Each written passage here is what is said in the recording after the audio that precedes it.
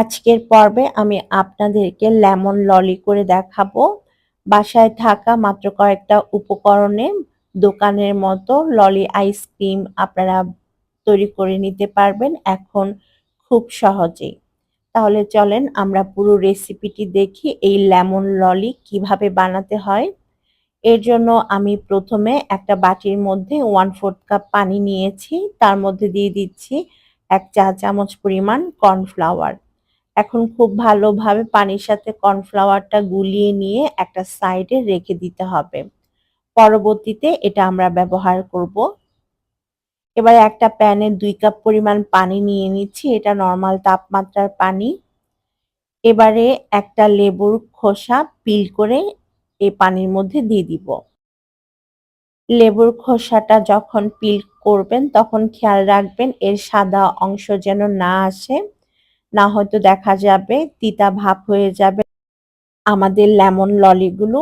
এবার আমি 1/3 কাপ দিলাম চিনি, সেই সাথে দিয়ে দিব কয়েক ফোঁটা গ্রিন ফুড কালার। তারপর খুব ভালোভাবে সবকিছুকে মিশিয়ে নিতে হবে যতক্ষণ না চিনিটা পুরোপুরি গলে যাচ্ছে। চিনিটা যখন পুরোপুরি গলে যাবে তখন আমি এই প্যানটাকে চুলায় বসিয়ে দিব। তো এখন আমি চুলায় বসিয়ে দিচ্ছি আমাদের এই প্যানটাকে। এবার মিডিয়াম হিটে হালকা একটু গরম করে নিতে হবে। চুলার আঁচটা মিডিয়ামে রাখবেন। যখন হালকা গরম হয়ে আসবে তখন এর মধ্যে দিয়ে দিতে হবে 1/4 কাপ পরিমাণ লেবুর রস। তারপর এই মিশ্রণটাকে আমরা গরম করে নিব মিডিয়াম হিটে রেখে। যখন এই পানি থেকে বলক উঠে আসতে শুরু করবে তখন আমরা এর মধ্যে অ্যাড করব প্রথমে যে আমরা কর্নফ্লাওয়ারের মিশ্রণটা গুলিয়ে রেখেছিলাম সেটা। তো এখন দিয়ে দিচ্ছি আমাদের কর্নফ্লাওয়ারের মিশ্রণটা।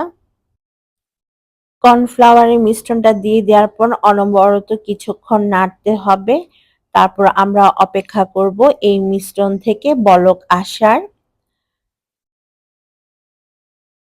কিছুক্ষণ পর দেখবেন আমাদের এই মিশ্রণ থেকে বলক চলে এসেছে তখন চুলাটা বন্ধ করে দিতে হবে আর সাথে সাথে এটাকে ছেঁকে নিতে হবে।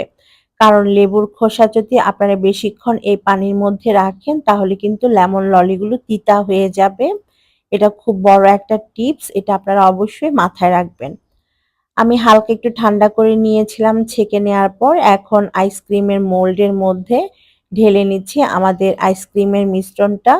আর আমি এ ধরনের পপসিকল মোল্ড ইউজ করছি, এগুলো আপনারা যে কোনো ক্রোকারিজের দোকানেই পেয়ে যাবেন। তো সবগুলো মোল্ডের মধ্যে আমি আইসক্রিমের মিশ্রণ ঢেলে নিয়েছি। উপর থেকে এখন একটা ফয়েল পেপার দিয়ে খুব ভালোভাবে মুড়িয়ে নিতে হবে।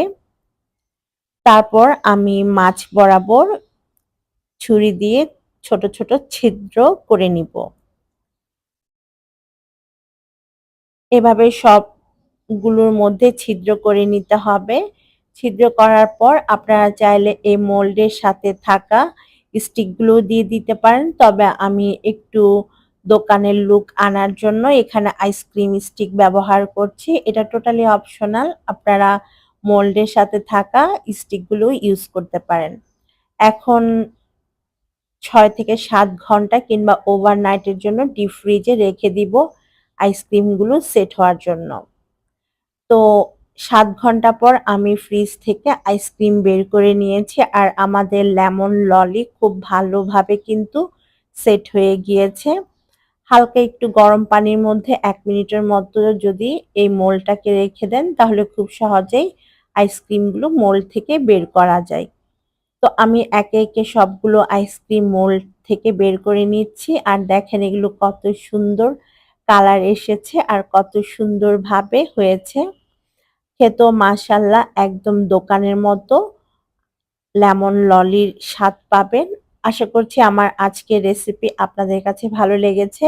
ভালো লাগলে আমার পেজটাকে ফলো দিতে পারেন। যারা ইউটিউব থেকে দেখছেন আমার চ্যানেলটাকে সাবস্ক্রাইব করে পাশে থাকবেন। আল্লাহ হাফেজ।